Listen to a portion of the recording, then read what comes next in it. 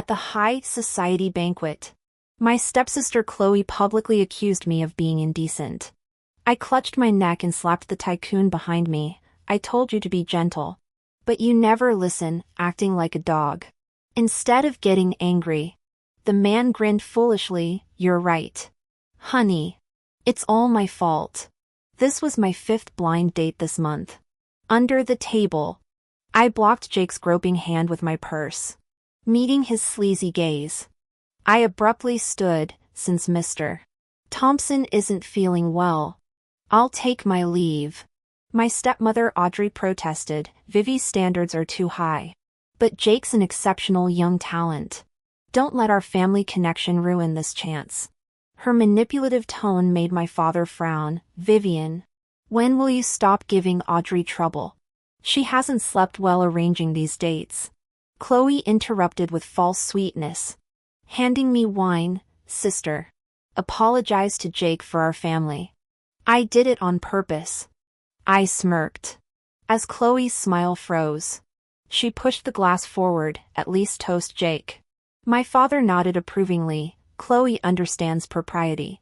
Jake leered. I like feisty women. Snatching the glass, I dumped the wine on his face. Keep dreaming. Pig. Leaving the private room, I soon realized something was wrong. Despite avoiding Chloe's obvious trap, I'd fallen for their hidden scheme. My skin burned as heat flooded my veins. The mirrored walls reflected my flushed face. Audrey and Chloe had clearly conspired with that scumbag Jake. Security guards spotted me. I ducked into an elevator, slamming the close button. Only then did I notice the other occupant, a broad-shouldered man in bespoke tailoring. His aristocratic features carved by shadows. My high school deskmate Alex. Alex, help! My foggy brain barely recognized him before I octopus latched onto his suit. He'd always been aloof, but now he was my only lifeline. As my limbs gave out, his arm caught me. I woke in a hotel room. The symptoms on my body not only hadn't alleviated but became more unbearable. Suppressing the discomfort, I'd already planned how to confront Chloe and her mother tomorrow. Not far away, Alex sat on the sofa, the cold glow from his laptop casting an aloof aura through his glasses. My mind involuntarily recalled online gossip about him. Alexander Brooks, the alpha among alphas. The ultimate masculine ideal. I secretly swallowed. He glanced up, catching my stolen look. Awake? The private doctor will arrive shortly. Any persistent symptoms? Yes. I inexplicably shifted closer. Alex ignored me, continuing to review dense foreign text. My discomfort intensified. His scent enveloped me, and I buried my face in his jacket before he could react. Alex's body stiffened.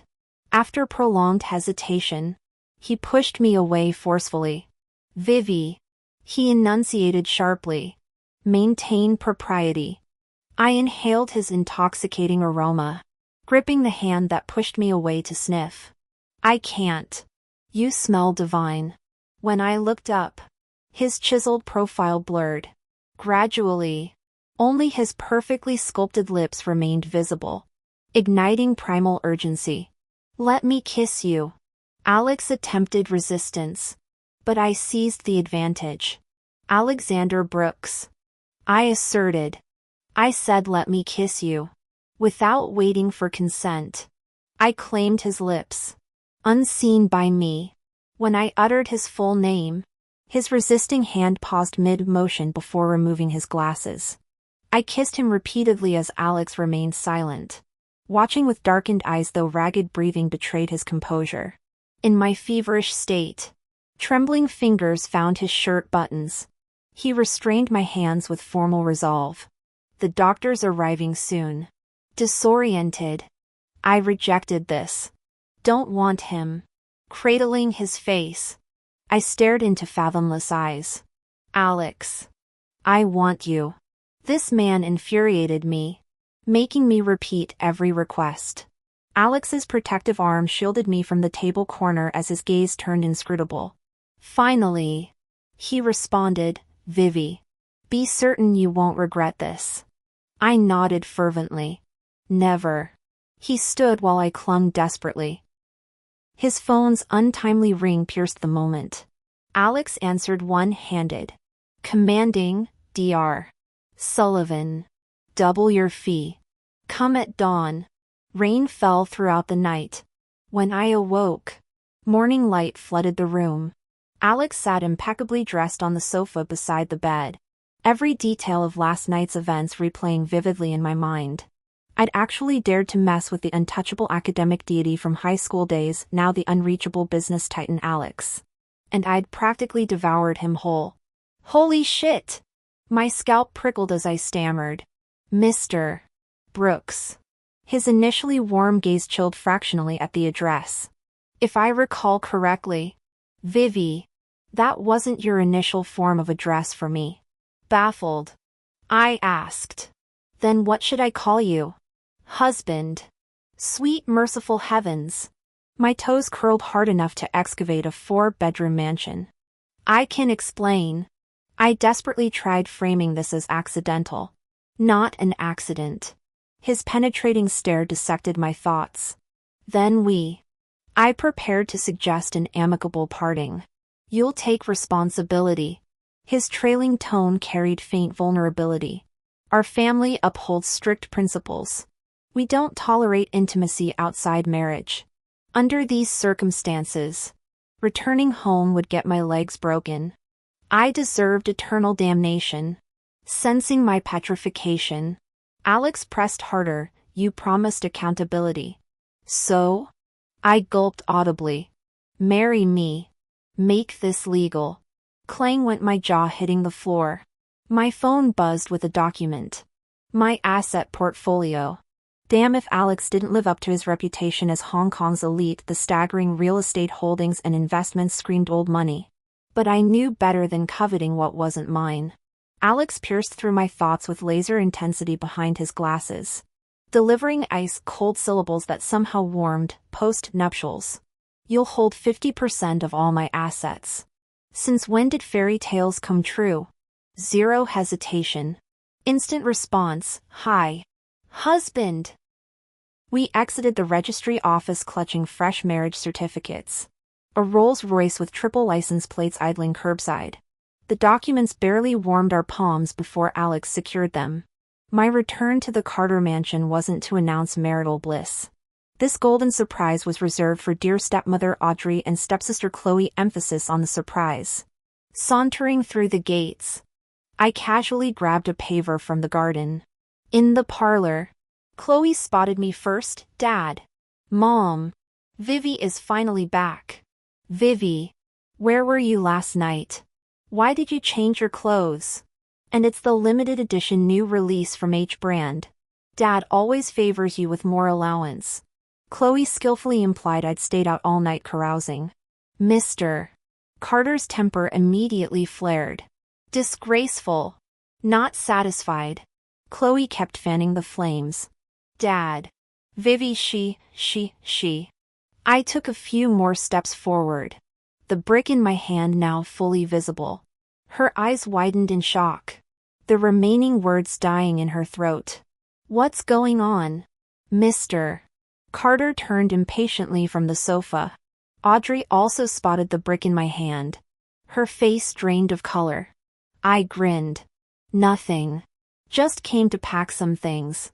Ignoring the trio, I headed straight for my second-floor bedroom. In the living room, Audrey resumed her concerned mother act, fretting over my marriage prospects until Mr. Carter started shouting about ungrateful daughters. Not that he'd actually dare tamper with my corporate position. I remain his only blood-related heir. Chloe, just a year younger than me, entered our family when Audrey, formerly my father's secretary, became the rumored mistress who produced an illegitimate child. After my mother's fatal car accident, these two moved in and spent years poisoning our father-daughter relationship. Everything changed when I returned from studying abroad last year. Starting from entry level, I steadily earned recognition from company veterans through tangible results. When father hinted at promoting me to VP last month, Audrey panicked, hence the sudden matchmaking scheme to shackle me through marriage. How naive. No one raised in our circles could possibly be that stupid. The day Chloe moved in, I'd thrown the airtight paternity report at father. No biological relation. He promised me sole inheritance rights, provided I tolerate these two interlopers. When they provoke me, I let them play their flea circus. But when I finally retaliate, father intercepted me at my bedroom door. Deploying emotional blackmail. I'm getting old. I just want peace in my remaining years. Years of witnessing his favoritism had long calloused my heart. I sneered. Did our smart thermostat break? No. Then stop treating this house like a package depot. His confusion deepened. Those two are just parcels, one oversize, one standard. And you, dear father, are the expired shipment. My smile widened. Clear now? Bastard! My suitcase tumbled downstairs before I did. Chloe gasped dramatically. Vivi, don't make Dad angrier. If he finds out you're cohabiting with that trashy. My mocking laughter cut through her act. Instead of worrying about me, you should be more concerned about yourself. Chloe rushed toward her room, suspicious of my relaxed demeanor. I casually strolled out of the villa. A piercing scream echoed from behind me. I grinned like a villain straight out of a novel. Let's just say revenge comes in unexpected packages. After work, I drove to the newlywed house. The minimalist decor showed subtle adjustments anticipating its mistress, every detail aligned perfectly with my lifestyle. As I happily settled in, envisioning my ideal married life with an absentee wealthy husband, I texted my high school best friend Sophia about my marriage. Sophia! What did I tell you? The way the campus heartthrob looked at you was never platonic. Before I could reply, the master bedroom door swung open. Alex emerged wearing nothing but a towel around his waist. Water droplets gliding down his sculpted torso before disappearing into the terry cloth. Exactly whose gaze was inappropriate here? My throat clicked audibly. Sophia's new voice message played automatically. Why didn't you make your move back then? They say high school boys are tougher than diamonds. Such wasted potential men start declining after 25 anyway. My frantic attempts to stop the playback only made it louder. The world went silent. My soul left my body. Only those who've experienced it can judge my performance. His voice dropped. Don't you agree, wife? Fantastic. Offending my husband on our wedding night. Hours later, Alex carried me to the dining table where freshly cooked dishes awaited. As I secretly checked my phone, Sophia's last message glared. Suddenly understand married people's inside jokes. You're all terrible. Blushing furiously, I looked up to find Alex watching my left hand intently. The pigeon-sized diamond on my finger glinted, its matching band resting untouched beside his plate. My pulse raced as he finally spoke. Vivi. Yes? Since this isn't an arranged marriage, let's build our relationship properly. Absolutely. Keep the sugar daddy happy. Then put this on your husband. The man sure knew his romantic plays. In the following weeks, through Alex's persistent efforts, our relationship warmed faster than a New York summer.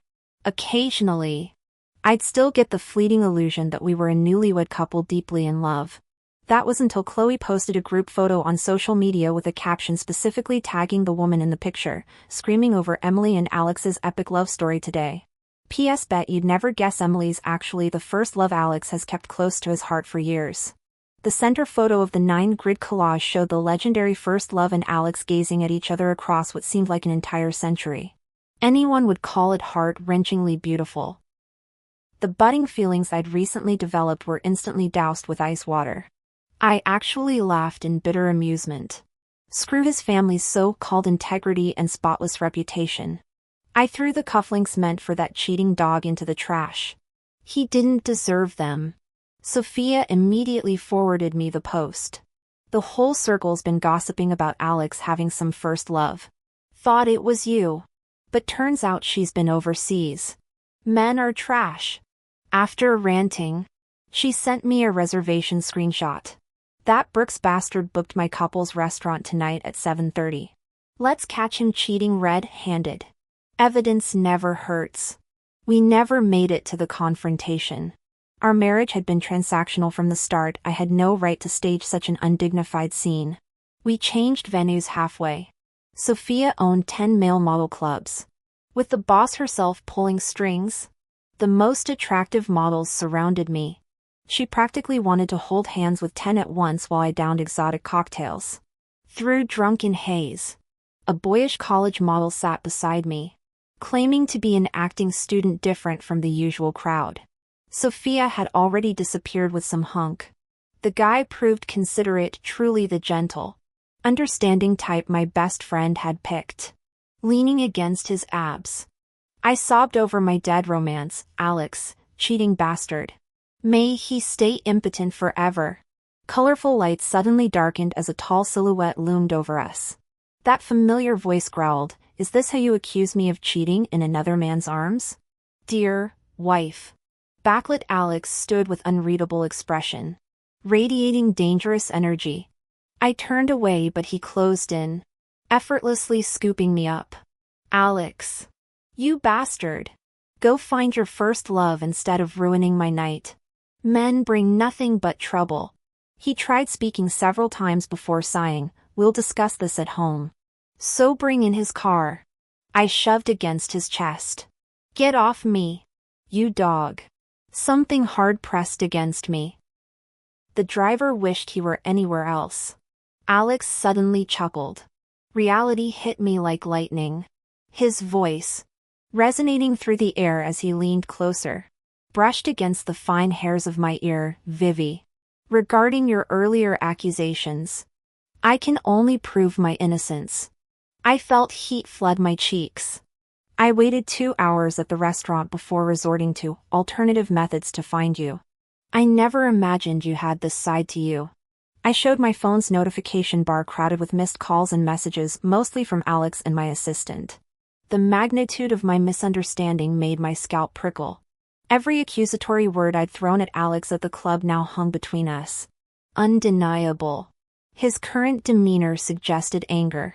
Trapped in his embrace, I stilled my struggles. Wait. Though technically faithful tonight, his emotional betrayal with his precious first love remained indisputable. I pulled up Chloe's social media post. Explain this reunion with your... Alex's hand tightened on my nape mid-sentence. His mint-laced kiss invaded with barely restrained fury. My defenses crumbled as he claimed territory I couldn't defend. Oxygen became a scarce commodity, my counterattacks feeble until the world blurred. I barely registered arriving home, finding myself pinning Alex against leather seats when the car stopped. The driver opened the doors. Alex pushed me away only to hoist me over his shoulder moments later, my heels dangling from his free hand. Stop squirming, he ordered, voice glacial. In his study, he deposited me on the mahogany desk. Calloused palms framed my face as his mouth reclaimed mine with feline persistence until stars danced behind my eyelids. Eons later, his graveled vow vibrated against my skin. No affairs. No first loves. A shuddering breath. Only you. I gasped like a fish tossed back into water, his words rippling through my composure. This silver-tongued devil kept weaving honey traps. I shook my syrup-filled head. Don't believe you. Alex's frustrated exhale warmed my neck. Common sense urged retreat, but my wrist snagged on his silk tie. Alexander Brooks. You, my outrage tangled with the Armani binding me.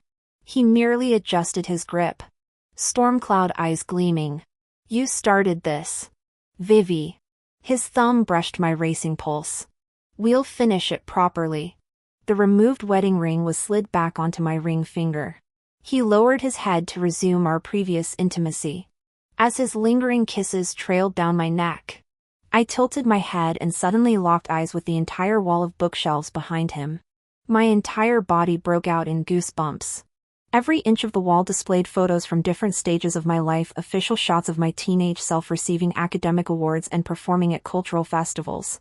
Candid shots of me napping at my school desk between classes. Close-ups of him standing behind me in graduation photos, even pictures from my study abroad years. Sophia Mitchell's words suddenly echoed in my mind. The way our top student looked at you back then wasn't exactly platonic. Alexander Brooks liked me? The legendary Alexander Brooks had been secretly in love with me? Puzzle pieces clicked into place. All his unusual behavior suddenly made sense. I tested the waters, Alex. Do you like me? Without hesitation. His voice deepened like mythical siren song, I love you. Vivi. His clear-eyed response confirmed sober logic behind those words. Though undeniably pleased, my own sobriety brought clarity. Time to settle accounts. I wrestled free from the silk tie binding my wrists and pushed him away. How did you get all these photos when we attended colleges in different cities? I demanded, narrowing my eyes. I dual-enrolled in your university's program. Why didn't I ever see you? He tucked stray hair behind my ear, his gentle touch belying the sharpness in his voice. Every time our paths crossed, you were busy dating different foreign pretty boys. My cheeks flushed. We were discussing academic matters. Really? His humorless chuckle raised goosebumps. I might have believed that if I hadn't seen you getting cozy with magic show performers at the Enchanted Lounge. You stalked me? You kept narrowly escaping dangerous situations during that period. His jaw tightened. 3 sentences resurrected those dark memories. During my early days abroad, I'd faced constant security threats, protests turning violent outside campus. Suspicious figures following me home. My 2 bodyguards had resigned after getting injured within months. Back home, my father remained oblivious. Too busy playing happy family with Audrey and her daughter to remember tuition payments. Meanwhile, Audrey used his money to hire hitmen against me.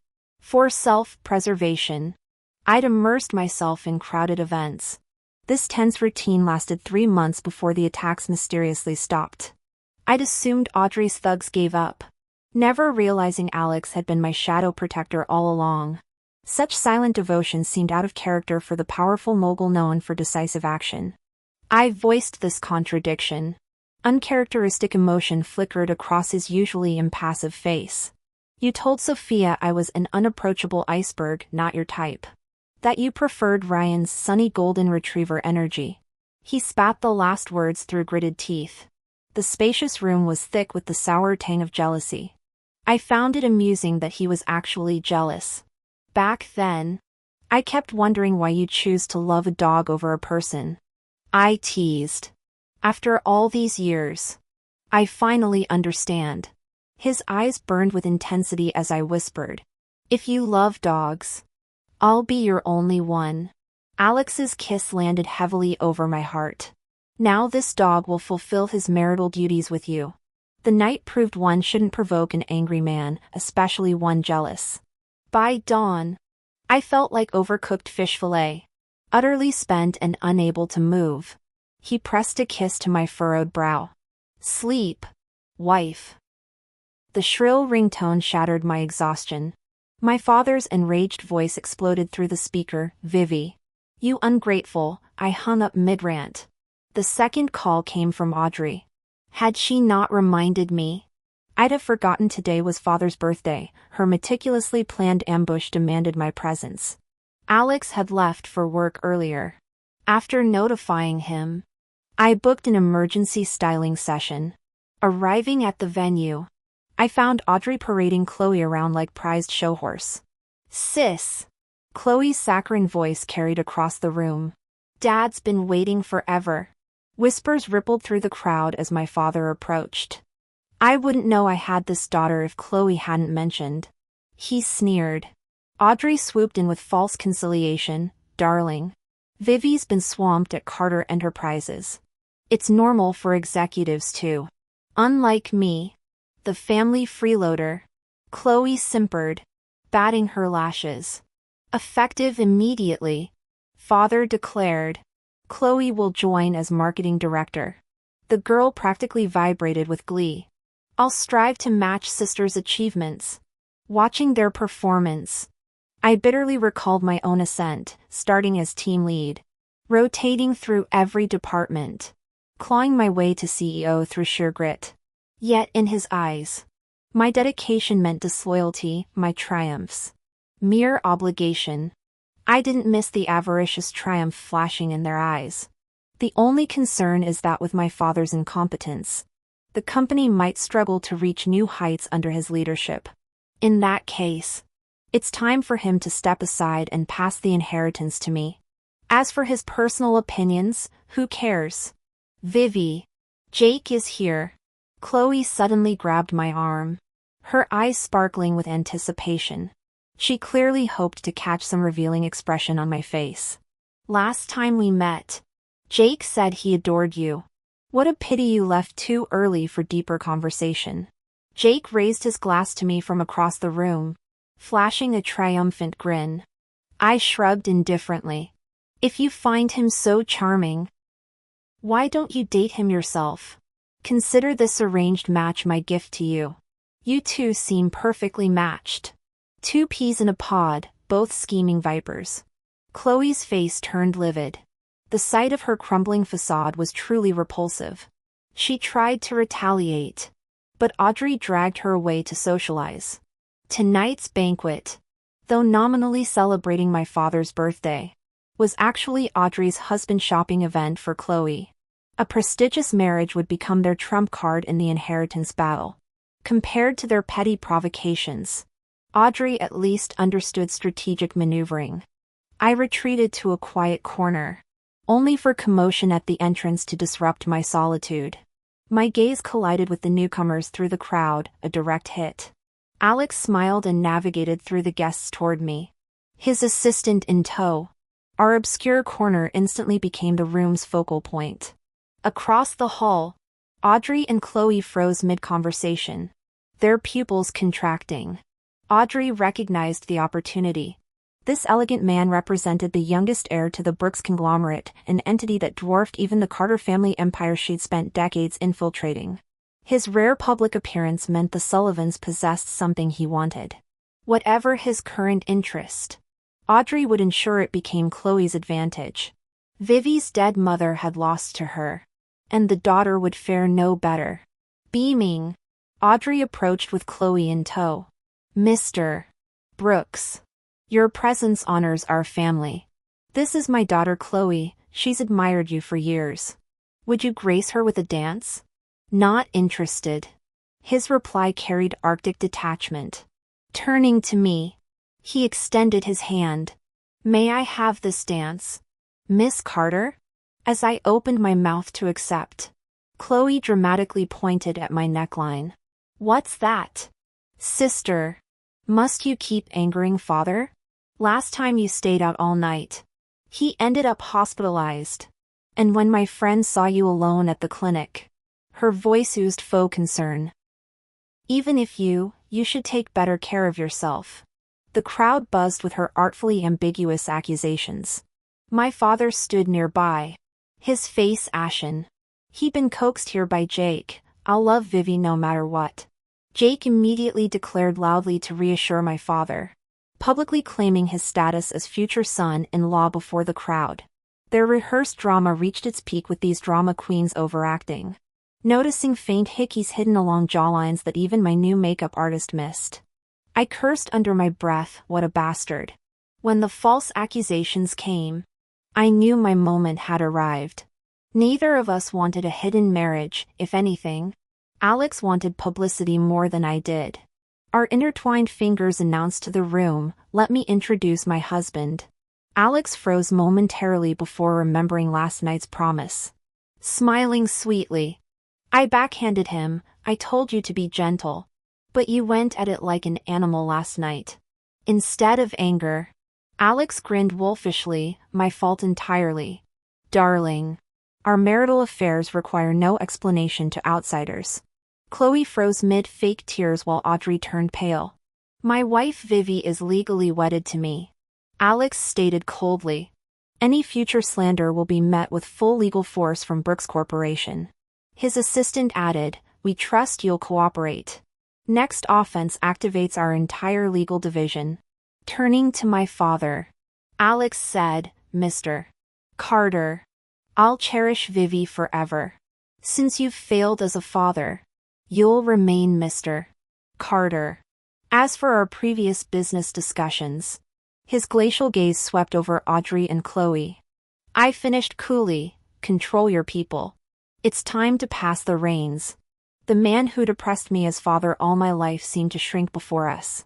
Exiting the banquet hall, I tugged Alex's sleeve. We're wearing couple outfits today. Later, Mr. Carter was hospitalized, his youthful excesses exacting a toll. Audrey kept pushing Chloe to challenge me. I had security drag director Chloe out. Then left DNA proof of Chloe's illegitimacy at Mr. Carter's bedside. His subsequent heart attack left him comatose. I spared his life support but denied him peaceful retirement. Company shareholders flocked to me as he declined. From my 66th floor office overlooking Victoria Harbor, I remembered Audrey's gloat when she usurped Mother's place. Thanks for watering the peach tree, I just picked the fruit. Some climb by stealing others' harvests. Audrey succeeded this way and wanted Chloe to follow. But peach trees grow deep roots while fruiting roots that eventually nourish new growth. These roots now sustain me. I did it. The company holds half of my mother's life's work, and I want to manage it even better in my hands. To advance the collaboration between our two companies, I've been working around the clock. Yet Alex always clocks out on time, bringing me classic Portuguese egg tarts from that iconic bakery. During another late-night overtime session, he embraced me from behind, his tousled hair tickling my neck as he nuzzled against me. Considering how notoriously difficult his elite team is during business negotiations, forcing my team and me to pull multiple all-nighters, I finally lost my temper and kicked him off the bed. But he did say something profound: love isn't some magnanimous gift from those in power. It's the synchronized rhythm between equals. On our first wedding anniversary, Alex announced he designed my new diamond ring himself. He took me to the studio of a renowned jewelry designer, an elegant middle-aged European woman. When she handed me a stack of sketches, I flipped to the last page. Pulling out that final design, I froze. The signature A. B. glowed in the corner, its completed version now sparkled on my ring finger. The description had been updated with a new line: love meticulously planned. Days later, when Alex showed me updated designs, I added my own note beside his: love mutually committed. Thank you all for the company. Your support fuels my passion for sharing these sweet romance stories. See you next time.